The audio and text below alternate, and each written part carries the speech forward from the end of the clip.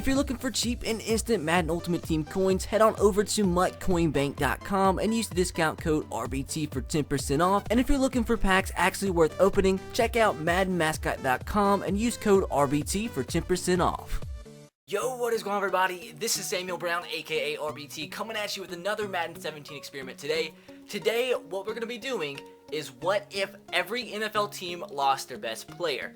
And pretty self-explanatory, every team's best player is no longer going to be on their team, and they're just going to be erased completely from the game like they died or something. So, after that, we're going to sim this season and see what happens in season number 1. Then we're going to go ahead and sim to season number 2 and see which players certain teams pick up after losing their best player, and then go ahead and sim to the end of season number 2 and see how everything ends up. And as you see behind me right now on the screen, we're just going through every team's roster, and the player that has the highest overall on each and every roster is going to be the player that's going to be released for today's video. So with that being the case, hopefully you guys do enjoy today's video, and if you do, make sure to drop a like. If we can smash 1,000 likes, that will be absolutely incredible. And with that said, let's go ahead and sim to the end of season number 1. So we're at the Super Bowl in season number 1, and let's see how this season ended up. Looks like the Falcons did pretty freaking good without Julio Jones. Matt Ryan's up to a 99 overall. And the Falcons went 12-4, but obviously aren't in the Super Bowl. We're going to go through and look at all the standings from every single team. The Buccaneers did awful. And we're going to go ahead and go to the AFC North. The Steelers still did pretty well at 12-4. The Browns still were the Browns at 4-11. AFC South, the Jaguars went 8-6 and actually won the division with 2 ties. That's really weird. That's actually really freaking weird. But the Titans, without Delaney Walker, who was the highest overall player, went 6-10, so my Titans didn't do too well. The Patriots did pretty freaking well at 11-5, still won the division, and they had Rob Gronkowski missing from the team since he was a 99 overall. Tom Brady's a 96, I believe, and the Bills went 10-6. AFC West, the Chiefs did pretty freaking good. This whole entire division did well, except the Broncos. Without 99 overall, Von Miller did awful. Look at that division. Looks like the best in the NFL so far. NFC North, the Lions won at 9-7. The Packers, without Aaron Rodgers, did pretty bad. That's definitely pretty expected. The Falcons went 12-4. And the Buccaneers look like they did the worst in the NFL. NFC East, the Cowboys and Giants did pretty freaking good. And the NFC West, the Seahawks still own the division at 12-4. The Cardinals did pretty bad. The 49ers actually did a little bit better than they normally do without Navarro Bowman, who was their highest overall player. Now we're going to go in really quick and see who won the MVP. We had a pretty good offense, 11th in the NFL. Probably would have been better with Julio Jones, but the MVP was Alex Smith.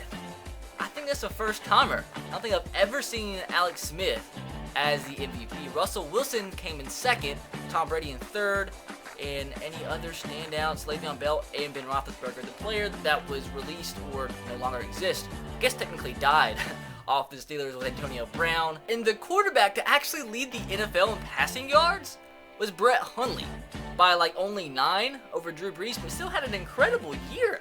How did he not come in the top 10 of the MVP race? I mean, that's a pretty good freaking season. Led the league in passing yards. He had 31 touchdowns, only 13 picks. It's a pretty good freaking season. I'm sure he had a lot of rushing yards as well. Alex Smith, he didn't have the most passing yards, but threw 48 touchdowns. So maybe that's why he won the MVP. But still, that's a pretty good freaking season for Brett Hundley. Surprised he didn't get in the top 10.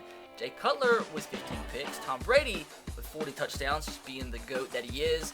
Probably just triggered a lot of people with that comment. And Brock Osweiler with 20 interceptions. Now at running back, doesn't look like there's too many surprises. Devontae Freeman, though, with 20 touchdowns. You had Mike Gillislee, who took over for LaShawn McCoy, who was the highest rated player for the Bills, had 14 TDs. Pretty good season right there. And Keenan Allen led the league with 1,515 yards. Receiving touchdowns went to Julian Edelman and Jeremy Maclin. That's kind of a surprise right there. Although he's a pretty freaking good receiver. And aside from that, I don't really see any standouts at the wide receiver position. Maybe Brandon LaFell. Now to wrap up season number 1, the winner of the Super Bowl is going to be the San Diego Chargers over the Seattle Seahawks. They actually destroyed the Seahawks. And Phillip Rivers with an incredible game, 3 touchdowns and no interceptions, rushing yard wise. Melvin Gordon, a pretty good game, 86 yards on the ground. But aside from that, it was pretty much a Phillip Rivers show. Keenan Allen with a big game as well. With that, the San Diego Chargers are Super Bowl champions in year 1. Now it's time to sim to the beginning of season number 2. So I've honestly spent like the past 15 minutes looking through rosters, and I've not seen one player that actually stands out that was signed through free agency. So that kind of sucks. There was no big signings, but I will go ahead and show you what it shows me in franchise mode, what players were signed where. And doesn't really like highlight any of the big ones. And we're going to go ahead and just go to signed, and it's just going to show you some pretty, generic players. I think these are ones that actually got signed after free agency was over because they're all to one-year contracts. And there's just really no big free agents that went anywhere, so there's just no point in highlighting any of them. But the biggest one here, Gavin Escobar to the Lions, maybe. Just basically players that nobody wanted from free agency. And I think I saw Johnny Manziel go somewhere. I could be wrong, but for the most part, just pretty generic, crappy players. EJ Manuel to the Eagles and Geno Smith to the Eagles. Tom Savage to the Browns, that's a decent one. Vernon Davis to the Patriots, that's another decent one. We have James Laurinaitis, Matt Barkley, and Bruce Carter to the Seahawks, that's some decent ones as well. Anthony Fasano to the Steelers, that's a former Titans player. Titans got Chase Daniels and Nick Foles. Don't understand the point in that one. But aside from that, Centrell Henderson to the Jets is a decent one. Brian Hoyer to the Jaguars. A lot of quarterbacks that ran out of their contract and didn't get re-signed. A bunch of generic rookies got signed to the Vikings for some reason. God dang. Oh, I'm stupid. That's the draft. And these are the best free agents that are still available. You got Lorenzo Alexander, Jaquez Rogers, some decent players, almost 80 overalls. D'Angelo Williams, Chris Ivory, some good running backs out there. Will Blackman, Adam Pac-Man Jones, Luis Vasquez, Carlos Williams, a young running back that could be pretty good. Darren McFadden's another one. Andre Ellington. A lot of running backs. And some decent wide receivers as well. So with that said, that's pretty much it for the preseason in season number 1, or season number 2 rather. Not too much happened. So with that said, let's go ahead and sim to the end of this season and see who ends out the season on top. So at the end of season number 2, Devontae Freeman up to a 95 overall, but it looks like that the Falcons didn't have that great of a season, because Matt Ryan last year was up to a 99, and this time around the Falcons went 10-6, and it looks like the Falcons and Cowboys actually played for the NFC Championship game, but I'm guessing the Cowboys won. And it's actually the Texans and the Cowboys for the Super Bowl, as you saw right there. Pretty crazy that this a all-Texas Super Bowl. But now I want to go ahead and show you guys the full standings of the league once again. We'll just go ahead and go to the NFL and show you this way. The Jaguars had the best freaking record in the NFL. The Cowboys a good season. Steelers a good season. Broncos had an awful season last year, but turned it around, went 12-4. I think they completely reversed their record from 4-12. Seahawks a good year. Packers this time had a good year after having an abysmal season last year. Saints at 11-5, Chiefs at 11-5, Texans at 10-6, Falcons at 10-6, Redskins at 9-7, and the Bills made the playoffs at 8-8. The Patriots had a bad season. That's because Tom Brady retired, and my Titans went 5-11. What's going on here? At least the Colts did bad. Now I'm going to go ahead and see who won the MVP, and that is going to be Ben Roethlisberger, with this guy, a rookie, Sean Rubin, coming in second. Dak came in third, Matthew Stafford in fourth, Drew Brees in 5th, Russell in 6th, Blake Bortles in 7th. And there is Brett Hundley, who had an incredible season last year. I think got shafted for the top 10 in last simulation, but now came in 9th. And Trevor Siemian of all quarterbacks came in 10th. See, man, this makes no sense. Brett Hundley led the league last year in passing yards and didn't make the top 10.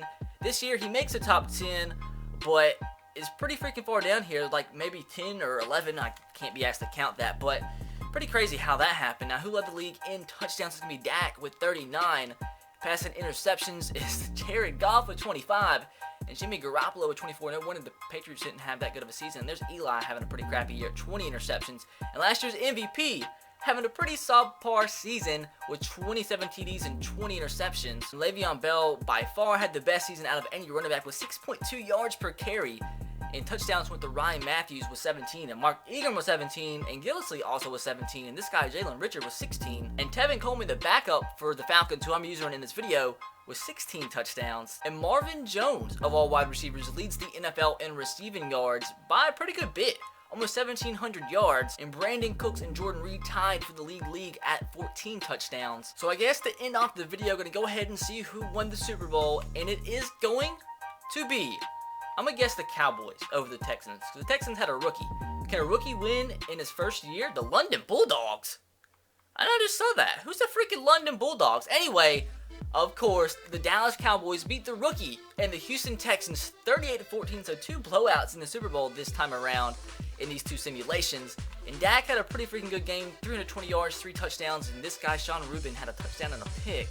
In rushing yard wide, Zeke Elliott, a big game, 25 carries and 108 yards on the ground. And Des Bryant with a big game as well. 127 yards, 2 TDs, and CJ Fedorowicz with over 100 yards from the tight end position for the Texans. But with that said, guys, that is going to do it for today's video. Sorry if it was a shorter video. Didn't have much time to record. Got to edit really quick and get this uploaded, and I got to leave here in about an hour. But hope you guys did enjoy. And if you did, make sure to smash the like button. And if you guys have any other ideas for Madden experiments like this, let me know in the comment section below. But with that said, guys, be sure to subscribe to the channel if you haven't already. I will catch you guys next time. Have a great rest of your day. Peace.